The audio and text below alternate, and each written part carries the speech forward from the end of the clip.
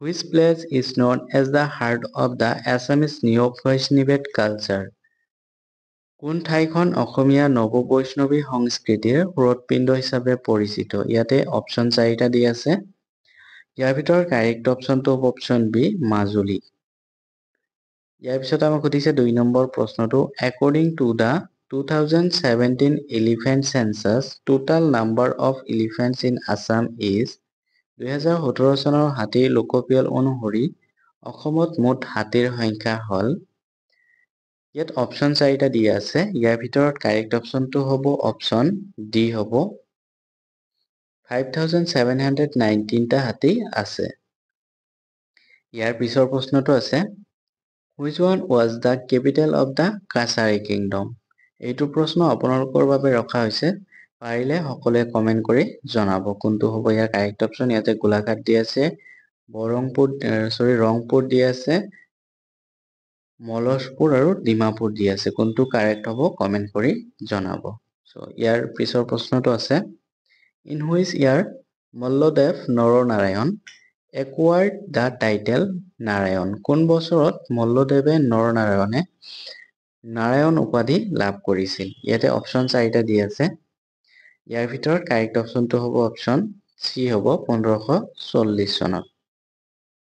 ইয়াৰ পিছৰ প্ৰশ্নটো আছে, অসমৰ কোনখন জিলাই শ্ৰেষ্ঠ জিলা জল সংৰক্ষণ আৰু ব্যৱস্থাপনা বিভাগৰ ৰাষ্ট্ৰীয় জল বঁটা 2019 লাভ কৰিছে?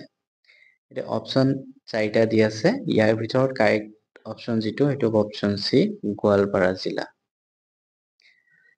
ইয়াৰ পিছত আমাক সুধিছে 6 নম্বৰ প্ৰশ্নটো, the সৈনিক school Goalpara Assam was founded in the year? সৈনিক বিদ্যালয় গোৱালপাৰা অসমৰ কোন চনত প্ৰতিষ্ঠা হৈছিল? ইয়াতে অপচন 4টা দি আছে। ইয়াৰ কাৰেক্ট অপচনটো হ'ব অপচন বি, 1966 চন। আৰু কিমান তাৰিখে হৈছিলে? 12 নৱেম্বৰ তাৰিখে। ইয়াৰ পিছৰ প্ৰশ্নটো আছে, by population Assam is the largest state of India? জনসংখ্যাৰ হিচাপত অসম ভাৰতৰ ডেছতম সৰ্ববৃহৎ ৰাজ্য? ইয়াতে 4টা অপচন দি আছে। ইয়াৰ ভিতৰত কাৰেক্ট অপচনটো হ'ব অপচন চি হ'ব, 15তম সৰ্ববৃহৎ ৰাজ্য জনসংখ্যা হিচাপত।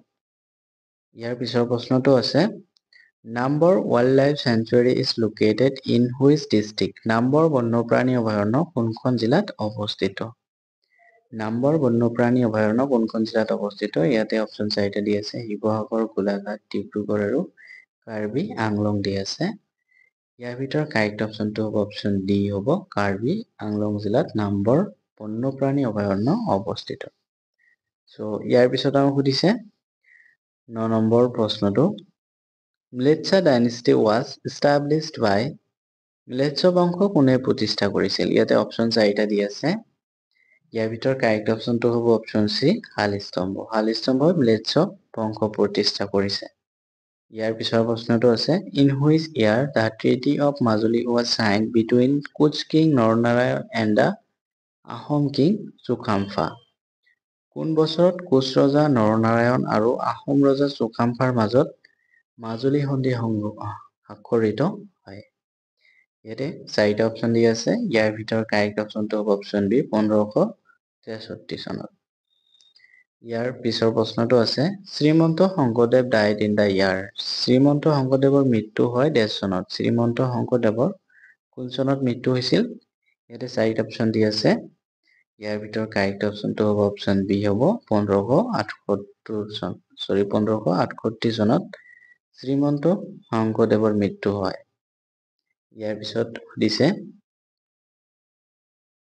12 নম্বৰ প্ৰশ্নটো, who had design the Paik system in Ahom kingdom?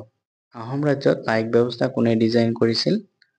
পাইক ব্যৱস্থা কোনে ডিজাইন কৰিছিল? ইয়াত অপচন 4টা দিয়া আছে। ইয়াৰ ভিতৰত কাৰেক্ট অপচনটো হ'ব অপচন এ হ'ব, মোমাই তামুলী বৰবৰুৱা। ইয়াৰ পিছৰ প্ৰশ্নটো আছে, হু head lead the Mughal army in the battle of Saraighat? Mughal সেনাবাহিনী শৰাইঘাটৰ যুদ্ধত কোনে নেতৃত্ব দিছিল? 4টা অপচনৰ ভিতৰত কাৰেক্ট অপচনটো হ'ব অপচন বি, ৰামসিংহ প্ৰথম। ইয়াৰ পিছৰ প্ৰশ্নটো আছে, The Battle of Itakuli was fought in the year. ইটাখুলিৰ যুদ্ধ কিমান চনত সংঘটিত হৈছিল? ইয়াতে 4টা অপচন দি আছে।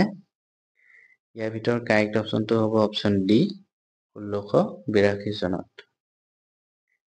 সো ইয়াৰ পিছত সুধিছে আমাক 15 নম্বৰ প্ৰশ্নটো in which year Satriya is recognized as classical dance by Sangeet Natak Academy of India.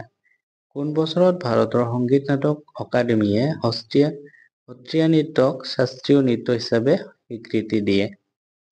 এটাও 4টা অপচন দিয়া আছে। ইয়াৰ ভিতৰত কাৰেক্ট অপচনটো হ'ব অপচন বি 2000 চনত।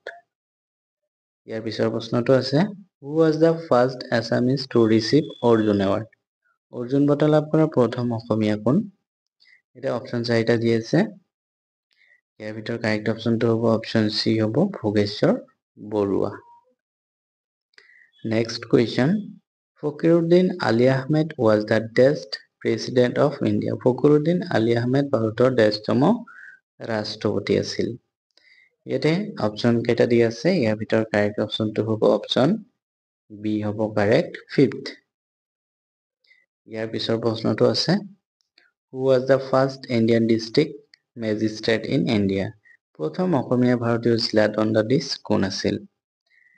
অপচন 4টাৰ ভিতৰত কাৰেক্ট অপচনটো হ'ব অপচন এ আনন্দৰাম বৰুৱা। ইয়াৰ পিছৰ প্ৰশ্নটো আছে in which year Bharat Ratna award was given to Gopinath Bordoloi posthumously? কোন বছৰত মৰণোত্তৰভাৱে গোপীনাথ বৰদলৈক ভাৰত ৰত্ন বঁটা প্ৰদান কৰা হয়? ইয়াতে অপচন 4টা দিয়া আছে। ইয়াৰ ভিতৰত কাৰেক্ট অপচনটো হ'ব অপচন বি হ'ব 1999 চনত। Next question. Who was the first election commissioner of India from Assam? অসমৰ পৰা ভাৰতৰ প্ৰথম নিৰ্বাচন আয়ুক্ত কোন আছিল?